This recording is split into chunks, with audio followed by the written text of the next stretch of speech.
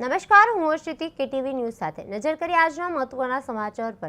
મહીસાગરમાંથી સમાચાર મળી આવ્યા છે। લુણાવાડા વિસ્તારમાં નદીપટમાં ચાલી રહેલી ગેરકાયદેસર લીઝોને લઈને ઇન્ડિયન નેશનલ કોંગ્રેસ દ્વારા રેડ કરવામાં આવી છે। જિલ્લા પ્રમુખ સહિત કોંગ્રેસના કાર્યકરોએ નદી વિસ્તારમાં પહોંચીને કથિત ગેરકાયદેસર ખનન પ્રવૃત્તિઓનો પર્દાફાશ કરવાનો પ્રયાસ કર્યો હતો। કોંગ્રેસે આક્ષેપ કર્યા છે કે છેલ્લા કેટલાક વર્ષોથી પાનમ નદી પટમાં ગેરકાયદેસર લીઝો ચાલી રહી છે અને પ્રશ્ન ઉઠાવ્યા છે કે આ બધું કોની રહેમ નજર હેઠળ ચાલી રહ્યું છે।